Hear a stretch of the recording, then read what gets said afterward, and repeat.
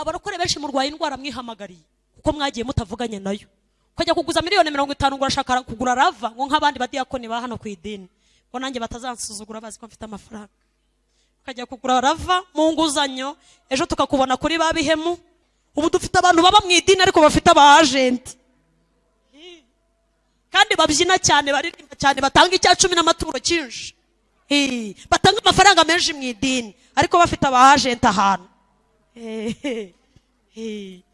None akatujishiriza hano ukagira ngo naho bizarangirira, ariko Imana nyir'ijuru n'isi mu mafaranga Imana yaguhaye warayabonye uvuye mu butayu, Imana ugahita uyibwira uti sinzongera kunywa amazi. Nawe urabibona kamemo ikiciro cy'ubudehe ngezemo, ntago nkikwiriye kunywa amazi cyangwa igikoma, ngeze kuri byeri.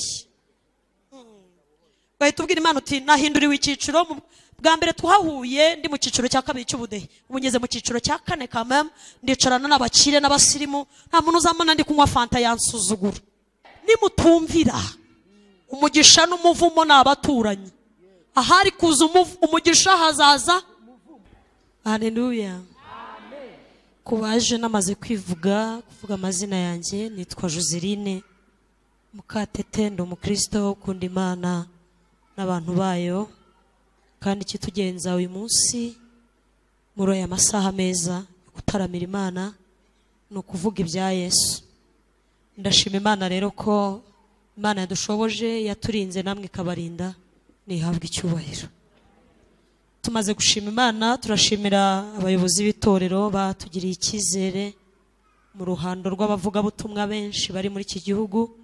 Imana ikabona ko ari twe dukwiriye kubana namwe mu ntangiriro y'aya masengesho, hanyuma itorero naryo rikatugirira icyizere. Dusabira umushumba umugisha ubayoboye, Imana imuha umugisha. Yesu we, umwifuriza umugisha, Imana imuha umugisha. Abandi bene data bose baduhamagaye, abatanze amayinite yabo batwibutse iyi gahunda, Imana ibaha umugisha mu izina rya Yesu. Hanyuma tugiye kuganira ijambo ry'Imana, icyo Yesu yashyize ku mutima wanjye muri yasanganyamatsiko n'ubundi dufite aya masengesho iri muri Yobu. Reka bariho duhera gusoma Yobu 36 umurongo wa 11. Niyo ntego y'aya masengesho, kugira ngo n'abatari bayizi nabo bayimenye. Hanyuma ni naryo jambo turi buze kuganiriramo. Imana iradushyigikira mu izina rya Yesu. Yobu 36 umurongo wa 11 haravuze ngo nibayumvira bakayikorera bazamara iminsi yabo baguwe neza, bazamara n'imyaka yabo mu byishimo. Amen. Nibayumvira bakayikorera bazamara iminsi yabo baguwe neza, bazamara n'imyaka yabo mu byishimo. Amen. Hanyuma dusome n'ayandi magambo Mwuka Wera yamaye kuvuga. Gutegeka kwa 2 igice cya 28 umurongo wa 1. Gutegeka kwa 2 igitabo Mose yanditse cyitwa Gutegeka kwa 2 igice cya 28. Dusome duhereye ku murongo wa 1. Turasoma imirongo mike, tuze gusimbuka dusome umurongo wa 15. Dusome mu izina rya Yesu. Gutegeka kwa 2 igice cya 28 umurongo wa 1 haravuze ngo nugira umwete wo kumvira Uwiteka Imana yawe, wo kwitondera amategeko yose yayo yose ngutegeka uyu munsi, Uwiteka Imana yawe izagusumbisha amahanga yose yo mu isi, kandi imigisha yose izakuzaho ikugereho niwumvira Uwiteka Imana yawe. Uzagirira umugisha mu mudugudu, uzawugira mu mirima, hazagira umugisha imbuto zo mu nda yawe n'imyaka yo mu butaka bwawe n'imbuto z'amatungo yawe, kororoka kw'inka zawe n'ukw'imikumbi yawe. Hazagira umugisha igitenga cyawe n'ikibuvugiramo, uzagira umugisha mu majya no mu maza. Umurongo wa 15 wavuze ngo ariko nutumvira Uwiteka Imana yawe ngo witondere amategeko yayo y'uburyo bwose ngo utegeke uyu munsi, iyi mivumo yose izakuzaho ikugereho. Uzaba ikivume mu mudugudu, uzaba ikivume mu mirima, hazavumwa igitenga cyawe n'ikibuvugiramo, hazavumwa imbuto yo mu nda yawe n'imyaka yo ku butaka bwawe, no kororoka kw'inka zawe n'ukw'imikumbi yawe. Uzavumwa mu majya n'amaza, Uwiteka azakoherereza umuvumo no guhagarikwa umutima no kwibwira ibyago bizaza mu byo ugerageza gukora byose, kugeza aho uzarimbukira ukamarwa vuba. agahora ibyaha bikomeye uzaba ukoze byo kumwimura. Imana idufashe cyane. Yesu ashimwe. Turongera kandi dusome Yohana 21 duhere ku murongo wa 3. Ubutumwa bwiza ko bwanditswe na Yohana igice cya 21 murongo duhere ku murongo wa 3. Ubutumwa bwiza ni mu isezerano rishya ko bwanditswe na Yohana igice cya 21 murongo wa 3. Yohana 21 murongo wa 3. Ubutumwa bwiza. Reka dusome mu izina rya Yesu. Haravuze ngo nuko Simoni Petero arababwira ati ngiye kuroba. Baramubwira ati bati natwe turajyana nawe. Barahaguruka bikira mu bwato ariko bakesha iryo joro ari ntacyo bafashe. Umuseke umaze gutambika Yesu ahagarara mu kibaya cy'inyanja ariko abigishwa ntibamenya ko ari we. Yesu arababaza ati yemwe bana banjye mufite icyo kurya? Baramusubiza bati ntacyo. Arababwira ati nimujugunye urushundura iburyo bw'ubwato murafata. Nuko bararujugunya ntibaba bakibasha kurukurura kuko ifi zari nyinshi. Amen.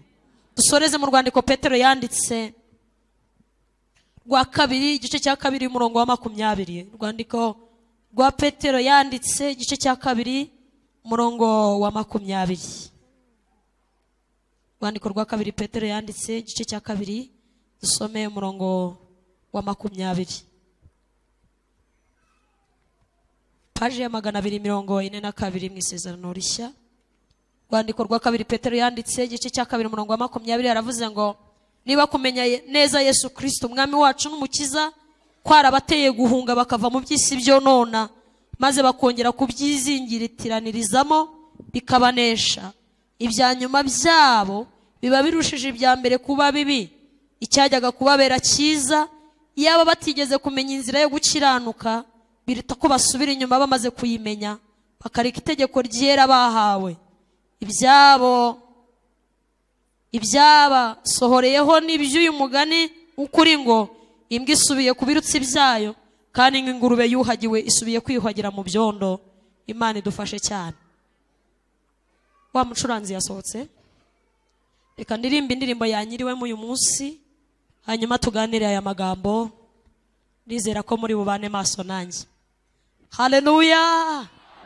Duhereze Imana icyubahiro. Haleluya. Hariho igihe kizagera umwami Yesu agarutse kutujyana iyo mu ijuru. Ati nimuze bana banje bazaduhanagura amarira twaririye muri iyi si mbi. Hariho igihe kizagera umwami Yesu agarutse kutujyana iyo mu ijuru.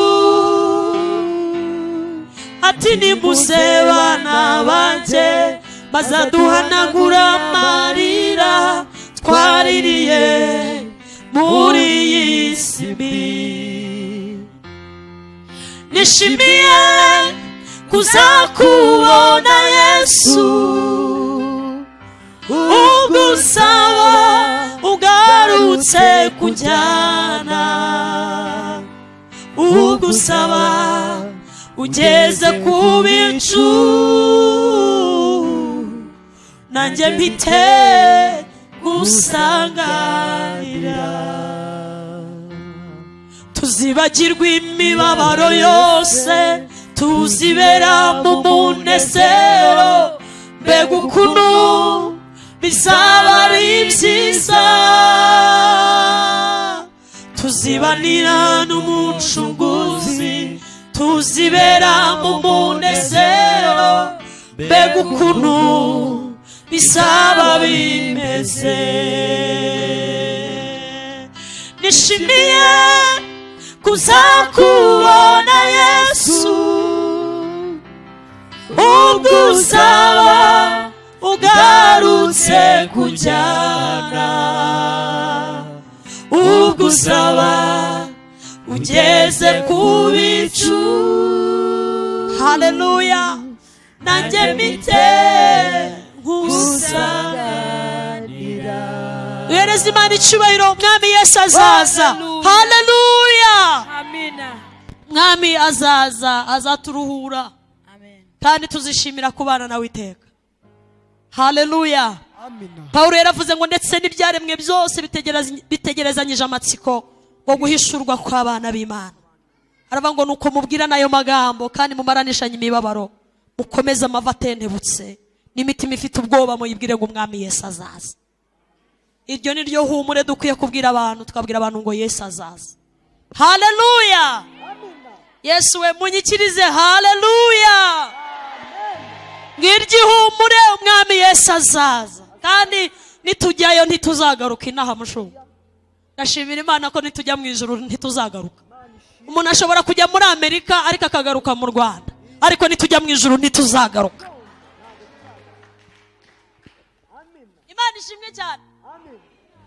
Kandi murasa n'abantu bazajyayo. Nishimiye kuzakubona Yesu, ubwo uzaba ugarutse kujyana, ubwo uzaba ugeze ku bicu, nanjye mite usanganira. Tugiye kuganira ijambo ry'Imana rifite intego ivuga ngo kumvira Imana ni urufunguzo rwo kurambana nayo. Kumvira Imana ni rwo rufunguzo rugaragaza uburambe uzagirana n'Imana. Imana ishimwe. Yesu we muraza kunyikiriza birakunda? Cyangwa mwananiwe kubera twabyinnye cyane? Mufite imbaraga? Haracyari kare rwose. Kumvira Imana ni rwo rufunguzo cyangwa se niyo sinyare, nicyo kimenyetso cyerekana imibanire yawe n'Imana n'uburyo uzarambana nayo ukagumana nayo. Kumvira ni igikorwa kiba hagati y'abantu babiri, n'uwuvuga n'ubwirwa. Haleluya. Amen. Kumvira ni igikorwa cyabaye hagati y'abantu babiri baganiriye, n'uwavuze n'uwabwiwe. Uwavuze hari icyo ashaka, uwabwiwe hari icyo yategetswe, agomba gukora icyo yabwiwe. Niyo mpamvu Bibiliya yavuze ngo nibumvira Imana bakayikorera bazamara iminsi yabo baguwe neza bafite ibyishimo. Imana ihimbaza. Kumvira Imana bingana n'imbaraga ufite zo kubana nayo no kugumana nayo no gukora ibyo igusaba. Hanyuma rero hari ikibazo hano. Abantu benshi barumva ariko ntibakora ibyo basabwa. Amen. Abantu benshi barumva ariko ntibakore ibyo basabwa. Ariko muri aya masengesho muzasenga iminsi 2-3 uzasaba Imana ibwire ngo Mana, mu bintu byose numvise kuri Yesu ndashaka kumwumvira. Amen. Ikibazo suko Imana itavuga, ahubwo ikibazo ni kuko imvugo y'Imana niyo ngiro yayo. Imana ivuze bingana nuko ikora. Ahubwo twebwe turiteguye, turi tayari yo kumvira Imana tugakora ibyo yavuze, tukaba tuyumviye. Naho hantu tugiye kuganirira hanyuma tuze gusenga. Munyikirize amen. Amen. Naho ubundi Imana iravuga, Imana ivugira muri Bibiliya, Imana ivugira mu ndirimbo turirimba, Imana ivugira mu bahanuzi, Imana ivugira mu buryo bwinshi butandukanye mu byaremwe. Ibintu byose Imana yaremye biravuga. Uburyo bwo kuvuga burakomeye, ariko hari uburyo bumwe bukomeye buri muri iki gitabo. Imana ivugira mu ijambo ryayo. Amen. Twese haleluya. Amen. Bibiliya iravuze ngo ni Imana yabwiraga Abisiraheli bava mu gihugu cya Egiputa bajya i Kanani mu gihugu cy'amasezerano. Murabyibuka ko Abisiraheli bamaze imyaka myinshi muri Egiputa, bahamara imyaka 430, ariko kuko Imana itabeshya ibakura muri Egiputa kubera isezerano yari yaragiranye na Aburahamu sekuruza wabo kera, hashira imyaka 430. Ariko iyo myaka irangiye Imana yibuka isezerano yagiranye na sekuruza w'Abisiraheli Aburahamu, iravanga igihe nari narategetse cyararangiye. hanyuma Imana ihamagara Mose iramubwira ngo yararagiye intama za sebukwe Yetiro aho yarari mu ishyamba ngo yabonye igihuru gishya ariko cyakongoka gatambikishwa no kureba ibirimo biraba ngo uko agenda yegera Imana iramubwira ngo Mose witambikishwa no kuza ahantu undi kukuranduye banza ukwetura inkweto zawe kuko aho ujya harera. Munyikirize amen. Iyo Imana ishaka kugutuma, iyo Imana ishaka kugendana nawe, hari igikorwa cya mbere Imana ibanza gukora. Ubundi hari intambwe 6 Imana iteresha umuntu ishaka gutuma, ariko reka mvuge ebyiri gusa. Iya mbere irabanza ikakweza. Yesu mwana. Kuko Imana ari yera n'abayikorera bagomba kubabera. Kuko Imana ikiranuka n'abayizera bagomba gukiranuka. Iyo Imana igutumye ahantu kubw'intego yayo irabanza ikakweza kuko nayo ari yera. Munyikirize amen. Icya kabiri igukorera, iyo imaze kukweza irakwibwira. Imana ntiyagutuma utayizi, irabanza ikakubwira icyubahiro cyayo, ikakubwira uko iteye, ikakubwira ibyo yanga, ikakubwira ibyo ikunda, ikakubwira ngo ndi inyembaraga, nugendana nanjye wera nk'uko nera nzagukoresha iby'ubutwari. Yesu we, haleluya. Imana irakweza yarangiza ikakwibwira. Reka mbabwire n'aka gatatu ntacyo bitwaye. Munyikirize amen. Iyi Imana igutumye iguha ibikoresho bingana n'umurimo ugiye gukora. Mundebe mbabwire. Mwese mundebe. Narimvuze ngo iyi Imana igiye kugutuma iguha ibikoresho bingana n'umurimo izagukoresha. Niyo mpamvu Pawulo yandikira Abefeso igice cya 6 yarabwiye ngo nimwambare intwaro zose z'Imana, ngo kugira ngo mubashe guhagarara mudatsinzwe n'uburiganya bwa Satani. Imana ntiyakohereza ahantu igutumye ari igutumye itaguhaye ibikoresho uzifashisha mu kazi. Maze n'abayede bagira ati masi, bagira n'imyiko, maze n'abaganga bagira imikasi dukata n'inzembe n'ibiki byose. Murumva Imana ari itazi ubwenge yatwohereza mu kazi kayo ntiduhe ibikoresho. Munyikirize amen. Yesu we, munyikirize haleluya. Imana igutumye iguha ibikoresho kubera iyihe mpamvu? Irabizi ko ahantu ugiye hari umwanzi, hari haduyi, ntishobora kukohereza nk'umusivili. Oya, Imana ikohereza nk'umunyembaraga ariko ikaguha n'ibikoresho. Niyo mpamvu muri byaribye aravuga ngo nimutware intwaro zose z'umwuka ngo nizo mukwiriye, ngo inkota icyayiboneye ngo ni ijambo ry'Imana, ngo nimuryemere mwese ngo niryo ribakiza, ngo muryizere mu mitima ngo nibwo muzanesha.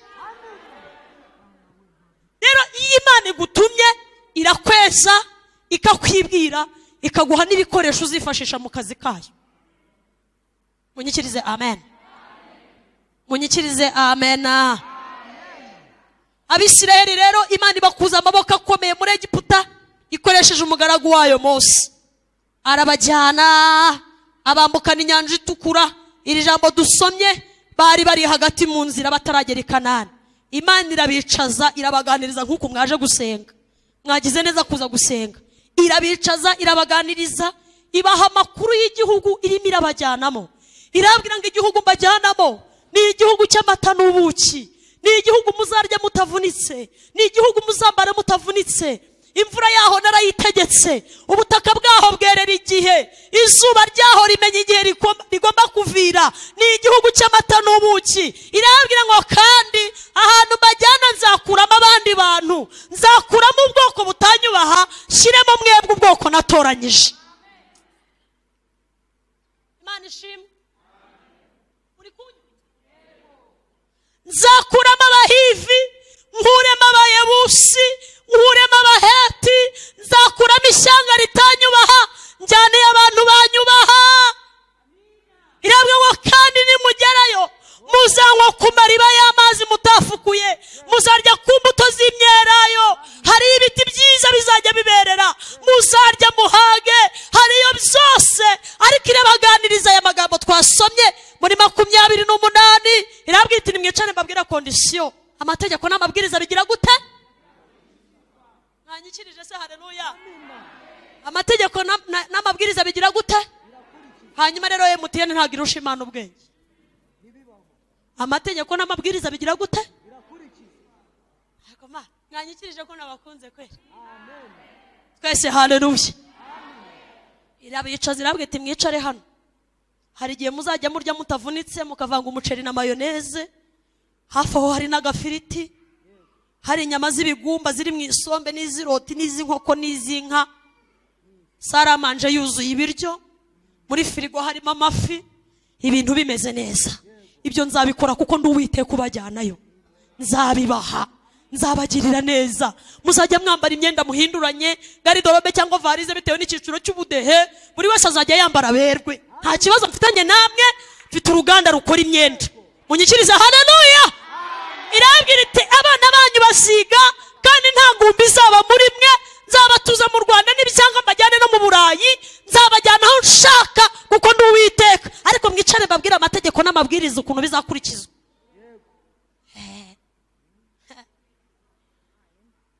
ibirababwiye iti nimugira umwete wo kumvira Uwiteka ubwo ibitangiye gufata ibindi byemezo sako mwandakari munyikirize haleluya duhereze Imana icubahiro haleluya irababwira iti mwicare mbabwire uko bizamera nimugira umwete wo kumvira Uwiteka Imana yanyu nuwo kwitondera amategeko yayo yose yamigisha yose nababwiza bazaho muzahinga mweze abana baziga batsinde muzagira imirima irimo imyaka myiza amasho mu biraro muzajya mukama buri munsi nta kibazo muzagira nimugira umwete wo kumvira Uwiteka Imana yanyu yamigisha yose nababwiza bazaho nta ngumba zizaba muri mwebwe muziga ntimuzashomera muzabona ibyiza nzabibakorera akondisiyo ke muzaguma mu mategeko n'amateka byanjye irabwira ibintu byinshi irabwita nzabarwanirira abanzi banyu muzaturana n'abarozi ntacyo bazabatwara muzaturana n'ababagambaniye ntacyo bazabatwara nzabaha imigisha yose nimwubaha amategeko n'amateka byanjye nzabarengera uzabavuma nzamuvuma uzabifuriza umugisha nzawifuriza Abisiraheli bicarana n'Imana barayumva babwira Imana bati ibyo bintu uvuze turabyumvise namwe murabizi Imana ivuze utuntu twiza twese tukoma amashyi tukavuza impundu Abisiraheli baravuga ati voilà Imana izaduha amafaranga abakobwa bacu izabashyingira abahungu bacu izabarinda kuba inzererezi barishima Abisiraheli igeze ku murongo wa 15 birabwita memoretse kubyina memoretse nagira ngo mbabwire ngo umunsi mutubashye amategeko n'amateka byanjye umugisha n'umuvumo biraturanye abaje gusenga amen nimutumvira umugisha n'umuvumo nabaturanye ahari kuza umugisha hazaza yababwiye ngo ibyibo byanyu bizaba byuzuye ifu none irahinduye iravuze ngo nimutanyumvira ngo mwubaha amategeko n'amateka byanjye iyo muzajya mujya muri stock murebe mwumirwe mubure ikintu Imana izubwenge munyikirize haleluya uziko Imana ifunga ntihagire umuntu ufungura musho iyo waba ufite ahantu uri mu Burayi wajya umuhamagara ugasanga nimero iri compose Imana yafunze nta muntu wafungura kandi nanone yakinguye nta muntu wakinga munyikirize haleluya niko Hana yavuze yaravuze ngo ni Imana yica kandi igakiza ngishyira ikuzimu kandi igakurayo aravuga wari ingumba none abyaye karindwi kubera yaramaze guhishurirwa amaboko y'Imana akomeye atuma yiha abakire gukira hari n'ituma abakene babaho ubwo ni ubushake bwayo twese amen Abisiraheli Imana yababwiye ngo nimutumvira amategeko n'amateka byanjye iyi mivumo yose izabazaho bya bindi yavuze ari byizihindura bivuga ari bibi Yesu we uyu munsi muri aya masengesho Imana irashaka ko twitoza kuyumvira munyikirize amen Imana irashaka ko witoza kuyumvira Uwiteka himbazwe kandi byaje kuba Abisiraheli bageze i Kanani bamaze kuruhuka umunaniro w'ubutayu ngo batangira gusambana batangira gusenga ibindi bigirwamana umunaniro w'ubutayu wari urangiye, stress zari zibashizemo ngo batangira kujya barebana, umuhungu akareba amataye y'umugore abati yo bavuye gusirimba nkuko twahoze tubyina, bagahita bakatira muri lodge hepfiri. Imana iravuga ngo oya, nzabateza amaboko y'abanzi banyu, sinzihanganira kubona ibintu navunikiye mubibyinira muko mushaka, mubiririmbira muko mushaka, mubyambarira muko mushaka. Imana ihagurutsa Nebukadinezari abajyana ari abanyagano kubera bageze i Kanani bibagirwa indahiro bagiranye n'Uwiteka. Ese muri hano munyikirize haleluya. Hari ukuntu abantu Imana ibaha umugisha bakawudabagiriramo ibyitwa amahirwe. Nako umugisha n'amahirwe ni ibintu bibiri bitandukanye. Hari ukuntu Imana itanga amahirwe y'ubuzima ukabona abantu babidabagiriyemo, akaba ari cyo gihe cyo kwambara ubusa, akaba ari cyo gihe cyo gusambana, kikaba ari cyo gihe cyo kunywa inzoga. We ugasanga umuntu yiteretse byeri mu mafaranga Imana yaguhaye, warayabonye uvuye mu butayu, Imana ugahita uyibwira uti sinzongera kunywa amazi. Nawe urabibona kamemo icyiciro cy'ubudehe ngezemo, ntago ngikwiriye kunywa amazi cyangwa igikoma, ngeze kuri byeri. Ugahita ubwira Imana uti nahinduriwe icyiciro, bwa mbere twahuye ndi mu cyiciro cya kabiri cy'ubudehe, ubu ngeze mu cyiciro cya kane kamemo, ndicarana n'abakire n'abasirimu, nta muntu uzamana ndi kunywa fanta yansuzugura. Yansuzugura abonye ndi kunywa fanta kubera icyiciro cy'amafaranga ufite. Amahirwe Imana yaguhaye ukwiriye kumvira Uwiteka Imana yawe. Munyikirize haleluya. Ayo mashiti yakomera Imana haleluya. Nta bya none nta bisaza byazananya na Yesu. Nta bya none nta bya none nta bisaza byazananya na Yesu. Ubundi hari ibyaha bizanwa n'umurengwe. Hari ibyaha bizanwa n'iki? Bizanwa n'umurengwe. Kuko ntago waba ushonje inzara y'iminsi ibiri abana baburaye ngo uce inyuma umugore. Oya, hari ibyaha bizanwa, ariko iyo wasize stock y'umuceri irimo ibirayi n'iki, utangira kubona umugore wawe ukamubona nk'umuntu wa fake. Hari ibyaha bizanwa n'iki? Bibiliya ivuga ngo bamaze kuruhuka, bakize stress z'ubutayu, ngo bitoza gusambana, batangira bareba iby'Imana itabatumye. Imana irababara. Uwiteka dutoze kumwumvira. Munyikirize amen. Munyikirize haleluya.